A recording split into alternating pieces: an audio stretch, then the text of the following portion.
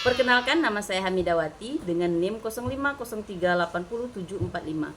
Ini adalah tugas 3 mata kuliah Manajemen Pelayanan Publik dengan nama tutor Iin Priyani, Esos MSI. Pelayanan publik merupakan wajah pemerintah di mata masyarakat. Namun bagaimana jika pelayanan tersebut justru menimbulkan keluhan, keterlambatan, dan ketidakpuasan? Pada video ini, kita akan membahas analisa kasus pelayanan publik di salah satu OPD, lengkap dengan teori dan solusi perbaikan. Berdasarkan pengalaman warga dan pengamatan langsung, layanan salah satu OPD menghadapi sejumlah kendala. 3 jenis layanan yang sering menimbulkan masalah adalah pembuatan akta kelahiran. Prosesnya dinilai lambat, berbelit-belit, dan sering tertunda akibat jaringan yang offline atau pegawai yang tidak berada di tempat. Kedua, yaitu pembuatan kartu keluarga. Meskipun berkas sudah lengkap, warga tetap harus menunggu berminggu-minggu karena antrian panjang dan proses verifikasi yang penuh dengan manual. Ketiga, yaitu pembuatan KTP elektronik. Warga kerap datang ke kantor, namun layanan tidak dapat dilakukan karena belangko habis, tinta habis, atau mesin pencetak mengalami kerusakan.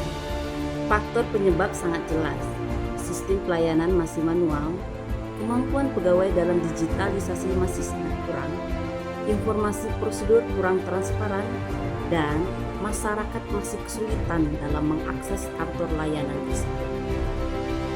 3 kelompok utama terlibat dalam pelayanan ini: OPD atau SKPD sebagai penyedia layanan, masyarakat sebagai penerima layanan, serta pemerintah daerah dan perangkat desa sebagai pihak pendukung. Permasalahan ini berdampak signifikan, mulai dari keterlambatan administrasi yang menghambat akses pada layanan lain seperti BPJS, bantuan sosial, dan pendidikan, menurunnya kepercayaan publik terhadap pemerintahan daerah hingga rendahnya efisien kerja lembaga, dan meningkatkan beban biaya bagi masyarakat.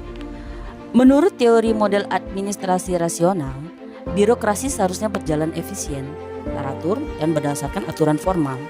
Namun, pada kasus ini, alur pelayanan masih panjang, keputusan lambat, dan evaluasi kinerja kurang optimal.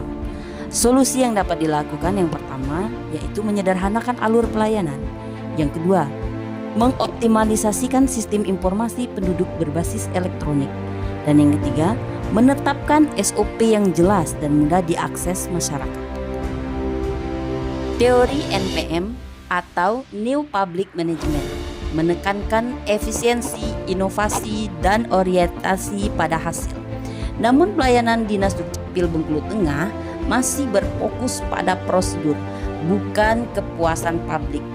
Tidak ada indikator kinerja utama yang terukur dan minim informasi digital. Solusi berbasis NPM antara lain: pertama, penerapan sistem antrean dan pendaftaran online. Kedua, penetapan indikator kinerja seperti waktu layanan dan tingkat kepuasan warga. Dan yang ketiga, pelatihan pegawai dalam pelayanan prima dan penggunaan teknologi. Selanjutnya, teori NPS atau New Public Service memandang masyarakat sebagai warga negara yang memiliki hak untuk terlibat dalam proses pelayanan, bukan sekedar pelanggan.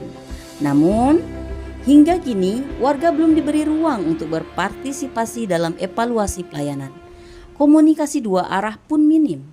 Solusi yang dapat diambil mencakup melibatkan masyarakat dalam survei kepuasan dan forum konsultasi publik, menjelaskan layanan keliling ke desa-desa terpencil, dan yang terakhir, mendorong pegawai negeri menerapkan pelayanan humanis berbasis empati dan keadilan. Permasalahan di salah satu OPD berasal dari lemahnya efisiensi birokrasi, kurangnya transparansi, rendahnya inovasi manajerial, dan terbatasnya partisipasi masyarakat. Dengan menerapkan pendekatan rasional administratif, model power block, model New Public Management, serta New Public Service, layanan publik dapat menjadi lebih cepat, adil, transparansi, dan berorientasi pada kepentingan warga. Pelayanan yang baik adalah hak masyarakat dan tanggung jawab pemerintah. Semoga analisa ini bisa menjadi dorongan untuk perubahan yang lebih baik. Sekian dari saya, wabillahi taufiq wal hidayah. Wassalamualaikum warahmatullahi wabarakatuh.